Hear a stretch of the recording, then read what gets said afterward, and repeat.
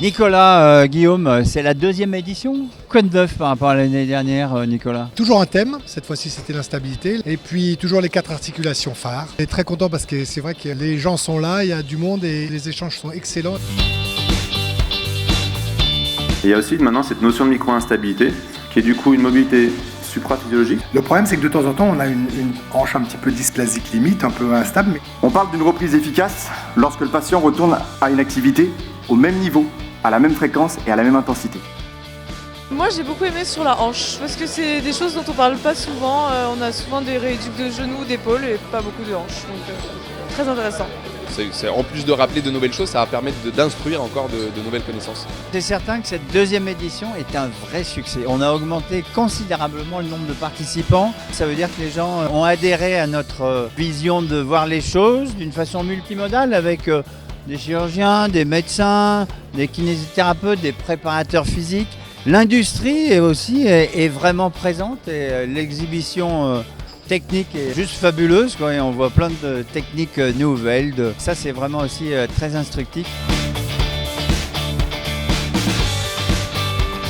Alors la question, c'est est-ce que c'est lié au traumatisme sportif?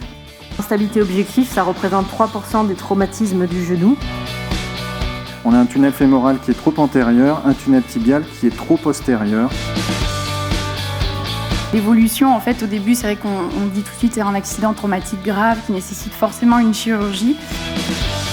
Les thérapeutiques à mettre en place, c'est l'éducation et ce sont aussi les exercices. Moi et David, nous avons eu la chance de présenter une belle session avec des médecins du sport et kinésithérapeutes sur l'instabilité rotulienne et le ligament croisé antérieur. Et on a eu vraiment une très belle session avec beaucoup de questions et beaucoup de discussions. Ce qui m'a marqué, c'est l'aspect détendu des intervenants. Je les ai trouvés très proches du public. On pouvait totalement intervenir avec eux.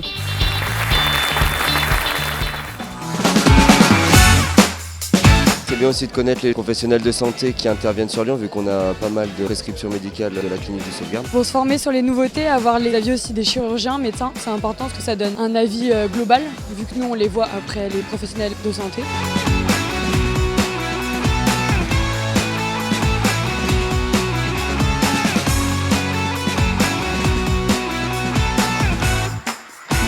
Sur le plan anatomique, on rappelle que la gléno-humérale est une articulation peu congruente.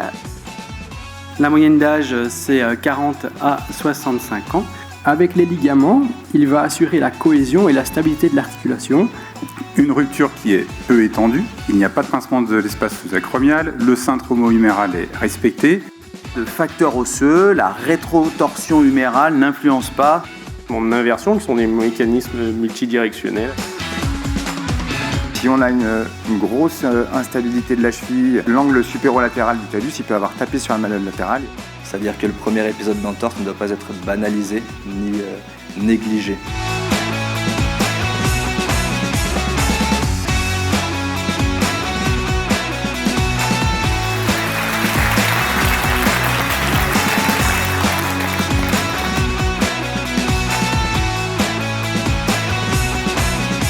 Alors évidemment, on est obligé de vous dire, rapprochez-vous.